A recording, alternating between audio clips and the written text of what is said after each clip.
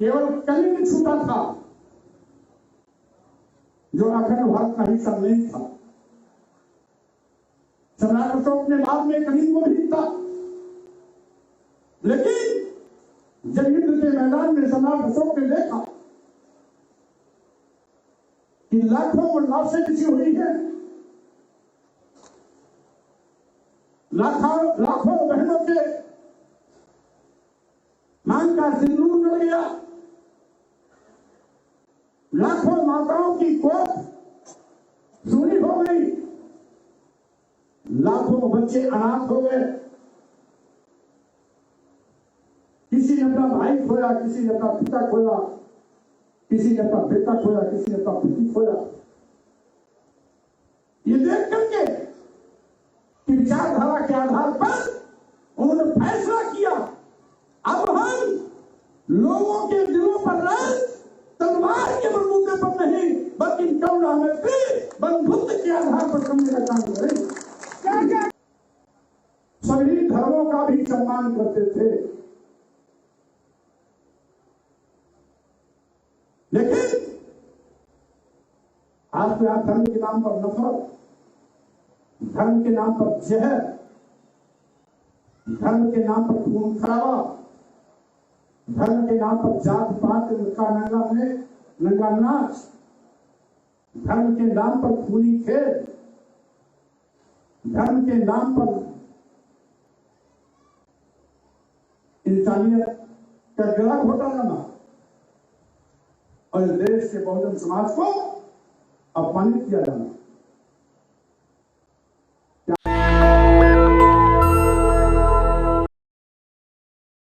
इस देश से लूटा गया धन, सोना, चांदी, हीरे जवाहरात सब चंद्रमौल के कदमों में उसको देना पड़ा।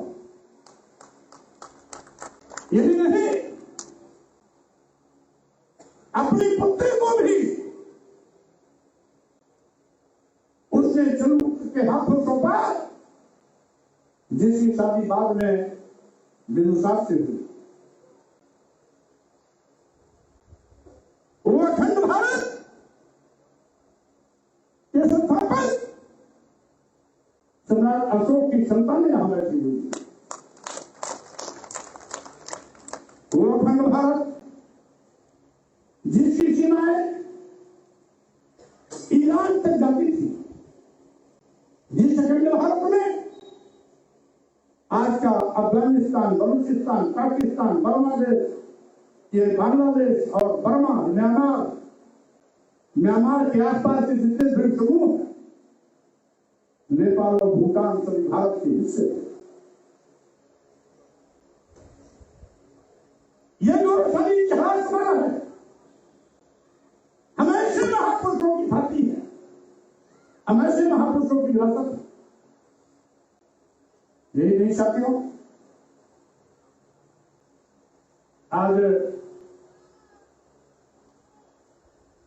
मैं कहना चाहता हूं, केवल कलिंग छूटा था जो अखंड भारत का हिस्सा नहीं था।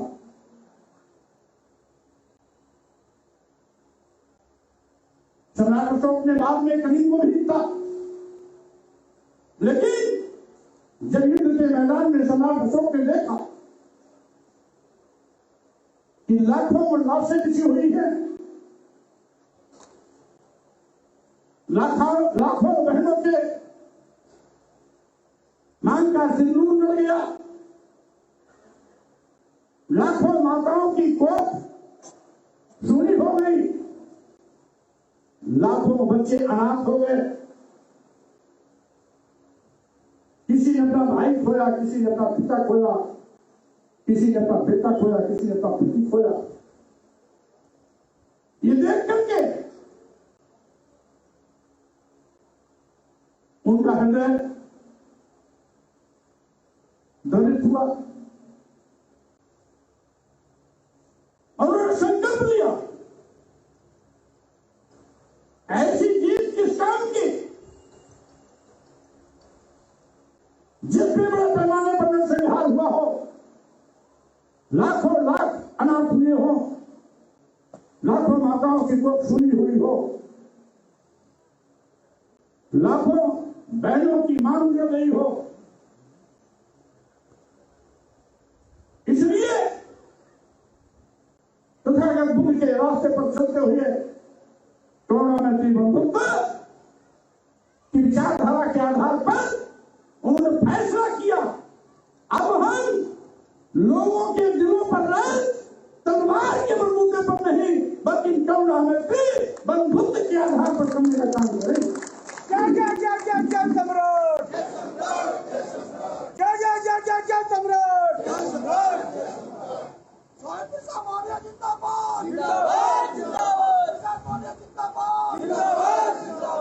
साथियों,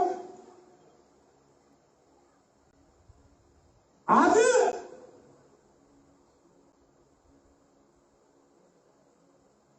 कुछ स्वार्थी लोग,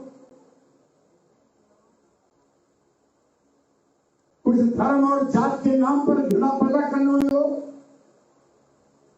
वो लोग जो समाज को जात पात छुआछूत ऊंच नीच में बांटकर अपना वर्चस्व बनाए रखने के लिए पूरे समाज का तहस नहस कर दिया हो, ऐसे लोग सम्राट चंद्र को, सम्राट अशोक को, तथागत बुद्ध को इतिहास के पन्नों से मिटाने की लगातार कोशिश कर रहे हैं। लेकिन मैं ऐसे विक्रम करने वाले लोगों को सावधान करना चाहता हूं कि लाख कोशिश करो, तुम जितना मिटाने की कोशिश करोगे उतना ही इस दुनिया में तथागत बुद्ध, सम्राट चंद्र, सम्राट अशोक को चाहने वाले पैदा हो गए। अभी साया अंगड़ाई है, अभी साया अंगड़ाई है, आवाज दो, आवाज दो। इसलिए उसके लिए सबको उभरना पड़ेगा। हमें खुशी है इस वर्ष जिस तरीके से सम्राट अशोक की जयंती मनाने की होड़ दिखाई पड़ रही है, आने वाले दिनों में ये मनोवादी ताकतें धराशायी होगी, कोई रोक नहीं सकता।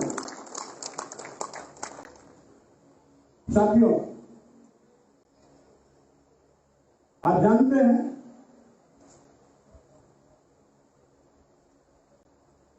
आज हमें धर्म के नाम पर लोग बांटने की कोशिश कर रहे हैं, जबकि धर्म जोड़ने के लिए होता है। धर्म में सबको सम्मान स्वाभिमान के साथ खड़ा होने का अवसर दिया जाता है। धर्म के माध्यम से सामाजिक बुराइयां खत्म की जाती हैं। लेकिन एक ऐसा धर्म है जो समाज को बांटता है, इंसान को बांटता है, इंसान को वर्ण में बांटता है, इंसान को जाति में बांटता है। इससे भी पेट नहीं भरा तो जात पात छुआछूत ऊंच नीच के आधार पर बांटता है।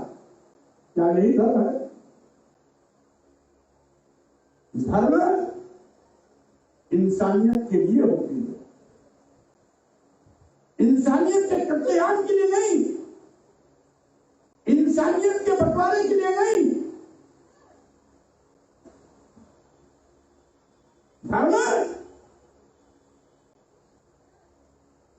के माध्यम से सबको एक सूत्र में जोड़ा जाता है। धर्म के नाम पर जात पात छुआछूत ऊंच नीच करके लोगों को अपमानित नहीं किया जाता। क्या विडंबना है? सम्राट अशोक को, सभी देशवासियों को वो कहते थे देश की पूरी प्रजा हमारी संतान है, सभी धर्मों का भी सम्मान करते थे।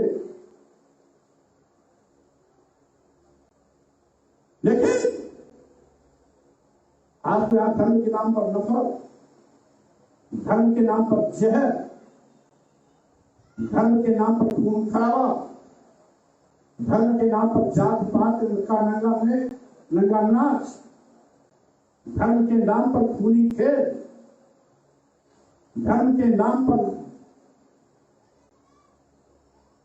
इंसानियत का गला घोटाला और देश के बहुजन समाज को अपमानित किया जाना।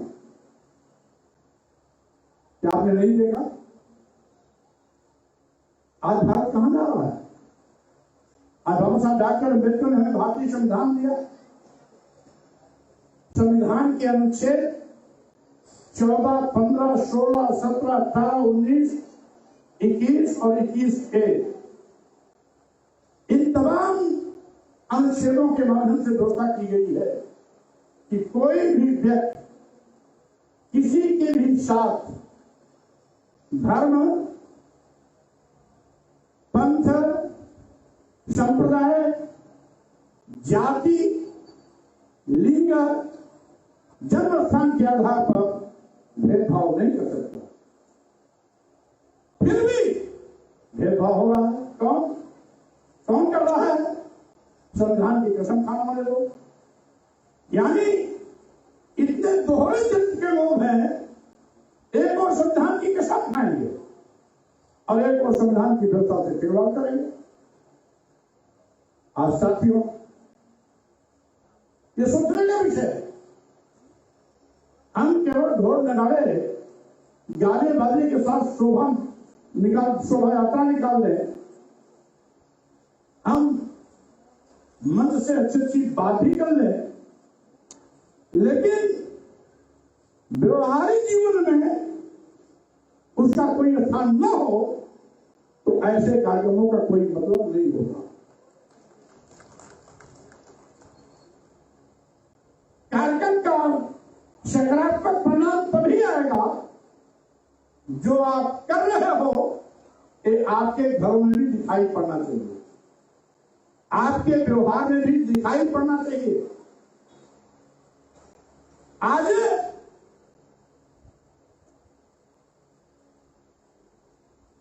ये भी आप जानते हैं, इतिहास इस बात का गवाह है कि समाज को बांटने वाले लोग केवल अपने वर्चस्व को सर्वोच्च बनाए रखने के लिए ये धर्म के नाम पर नंगा नाच करने वाले लोग इस देश के हितैषी नहीं, ये देश के दुश्मन है, इंसानियत के दुश्मन है। ऐसे लोगों से भी सावधान रहने की आवश्यकता है। एक और लोग हैं जो देश की राष्ट्रपति द्रौपदी मुर्मू को दिल्ली के जगन्नाथ मंदिर में जाने से रोक दिया जाता है। क्यों? क्योंकि वह दासी है। वो कौन लोग हैं जो देश के राष्ट्रपति रामनाथ कोविंद जी को ब्रह्मा के मंदिर में जाने से रोक देते हैं? क्यों? क्योंकि वो दलित है। क्या यही भारत है? क्या यही भारत कभी सोने की चिड़िया था? राज खत्म तो करने की कोशिश कर सकते हो, लेकिन इतिहास नहीं बना सकते हो। इतिहास तो जिसका पहले से बन चुका है, वो इतिहास आज भी पूरी दुनिया में सबके सिर चढ़ के बोल रहा है।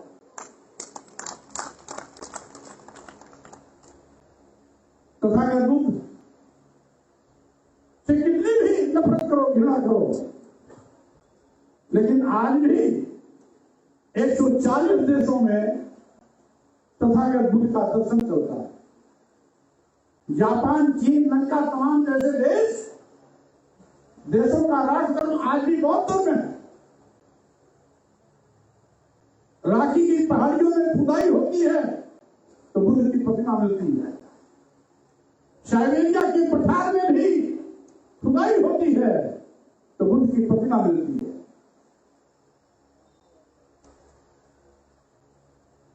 बामियान की पहाड़ियों में खुदाई होती है तो वहां पर भी बुद्ध की मूर्ति मिलती है।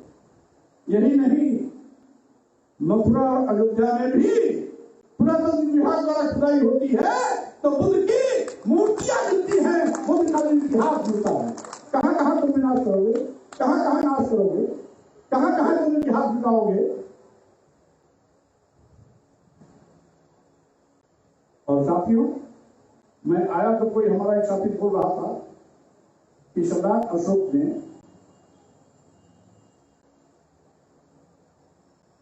84,000 बौद्ध स्तूप बनवाए थे। कितना तोड़ोगे आप?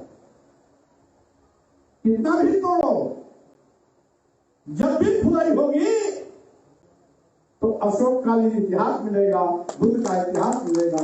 खुदाई कितना भी तोड़ो, तुम्हारे तोड़ने से बात होने वाली नहीं। हमने देखा बद्रीनाथ, केदारनाथपुरी, ये बद्रीनाथ, केदारनाथ, जगन्नाथपुरी, तिरुपति बालाजी मंदिर, रामेश्वरम, ये 12वीं शताब्दी तक सब बौद्ध मठ था। 11वीं 12वीं शताब्दी में शंकराचार्य ने तोड़वा करके इसको हिंदू और मंदिर बनवाया था। 12वीं 13वीं शताब्दी। अब तो इतिहास के पन्नों को भी मैंने खोल को एक करके करा दिया। अगर इतिहास के पन्ने खोल दिए तो सभी पूंगापंथी व्यवस्था लोगों की बोलती बंद।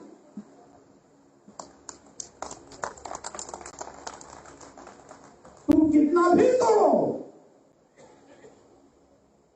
लेकिन बुद्ध है कि मिटने वाले नहीं है। तुम कितना भी फर्क दो, सम्राट अशोक नो जोर इतिहास में स्वर्ण अक्षरों में अपना काम लिख दिया, नाम लिख दिया, वो कभी मिटने वाला नहीं है।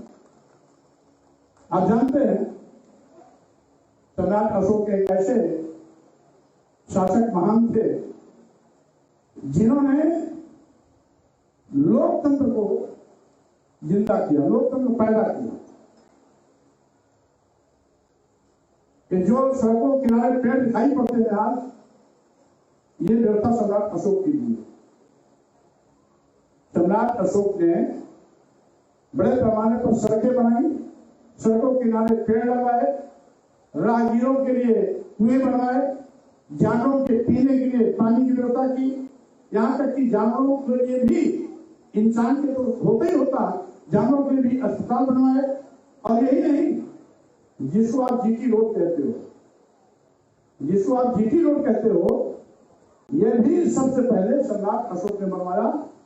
पाटलिपुत्र से लेकर के पेशावर तक, पाटलिपुत्र से लेकर पेशावर तक सबसे पहले सम्राट अशोक ने बनवाया। शेरशाह सूरी ने उसका पुनरुद्धार करवाया। जब अंग्रेजी हुकूमत थी तो ब्रिटिश हुकूमत ने उसका पुनर्निर्माण करा करके उसका जीटी रोड नाम दिया। यही था इतिहास। तो उस समय ये सब कीर्तिमान स्थापित किया।